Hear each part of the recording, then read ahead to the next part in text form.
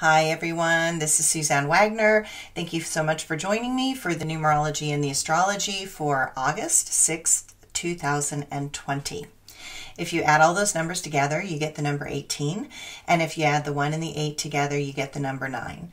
The number 9 is the number of completion. And in the process of tarot as well as numerology, there is a sequence of steps that you have to go through all the steps, not necessarily in the order that they're given, but you have to go through all the steps in order to get to completion. So you can't have completion if you haven't been challenged. You can't get to completion if you don't find neutrality. You can't get to completion if you don't know how to process emotions and move through the emotions.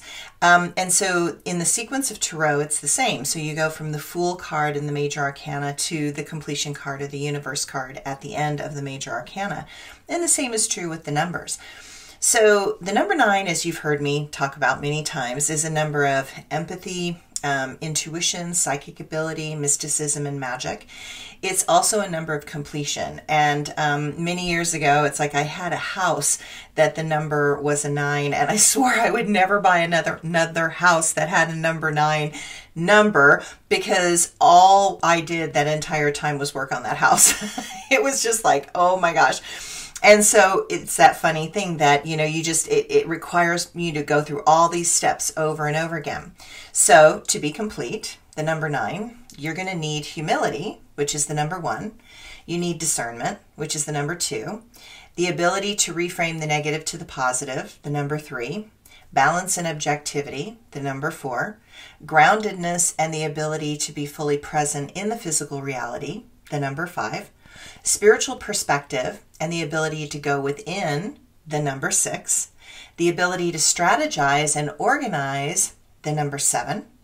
Depth and the ability to process emotion, the number 8. And that brings us to the number 9 and the completion each of us is seeking at this time. Numbers are a progression, the process to understand and explore nuances of situations and circumstances. The key is integration of the previous lessons and allow for each to have their place and perspective. That is how you find clarity. That is how you find truth. I watch so many right now that pretend that they have completion, understanding, and certainty, but they bought into power without perspective of humility, the number 1. They believed what they were told without true discernment, the number 2. They turned a blind eye to the truth and to the negatives and decided to pass the buck and lie, the number 3. They chose not to be balanced and objective in what was being shown them, the number 4. They were ungrounded in their body and not really feeling things in the real world, but were living in their thoughts and beliefs instead of paying attention to that uncomfortable feeling in the body, the number 5. They lacked true spiritual balance and moved from dogma instead of spiritual truths, the number 6.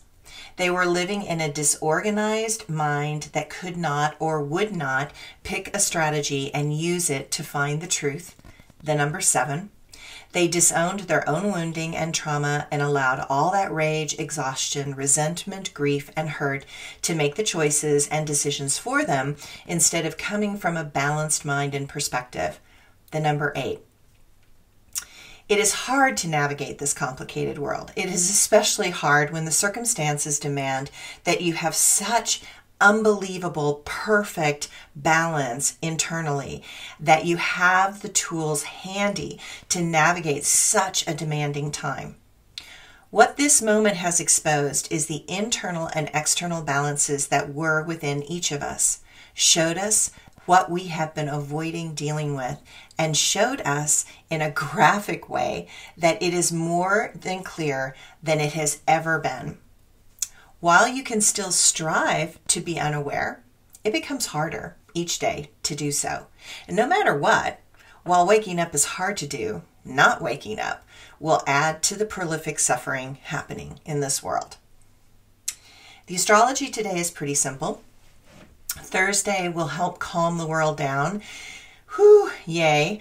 At least I will cross my fingers and hope for that. The Pisces moon is encouraging, and right now it is very helpful to have this moon. It is a good day to help others make a few sacrifices and walk away from things that are uncomfortable. You finally might get a decent night of sleep, have profound dreams, and powerful insights from those dreams. Pay attention to what might come in and know that sometimes the universe is giving you clues and insights as to what is going to happen and what is needing change in your subconscious. With the Sun at Neptune biquintile, you might feel a bit better than you have in a few weeks. I mean, it's like, notice I said that with a question, a bit better than you have in the last few weeks. While you want to have faith in someone or something, please put your faith in yourself. You have access to information that is massively coming into your sphere, and with that, you can be more ready and prepared for things to come. The spiritual world and the imagination are working together to give you the elements that you need to pursue the next level of growth necessary. Okay, so my quote for today is a thing I said in the blog yesterday that somebody was like, wow, okay, like, and so I was like, oh, yeah, that is a good quote. Okay, so the quote is, escalation is a symptom of frustration. And I put it up in my, in the blog, in my WordPress document and on Facebook as two buffaloes jousting. So, you know, again, when buffaloes are jousting, you know, they have all that, you know, sexual frustration that's going on and they're trying to be dominant. And so, you know, escalation is a symptom of that internal frustration. My blog for today. Within the reality is connection, a connection that is essential for all life to exist in this world. Together, our combined intention creates this telepathic agreement field, and the love and connection between all of us holds this precious envelope of atmosphere on this planet. We all need each other. This world is about learning to live in harmony with all of its vast diversity. We are so much more than what we believe or perceive, because we interact with many things in this world constantly.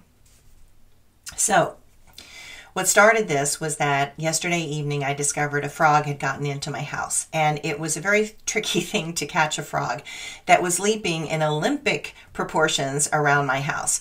He had some amazing legs on him. In desperation and fear, he peed on me in an attempt to escape. I kept talking to him softly, pleading with him to let me catch him so we could go outside and he could survive. Finally, I managed to get a glass jar over the top of him and slide an envelope underneath him and get him outside in my lemon cucumber patch. Our interaction protected his life. His life makes a difference in the world. Me saving him and taking the time to interact even with his fear and natural survivor instincts makes a difference in his ability to make more sweet frogs. I need that frog in my world. His life enhances mine and brings me awareness into this world. My life learns to respect his life and attempts to protect it. And that is why we are all here, to protect this world. The more advanced the consciousness in a world, the more responsibility we have within that world. If you can make a difference, why would you not choose to help? You would naturally feel compelled to help if you are awake and aware of what is happening around you and recognize that everything is interconnected.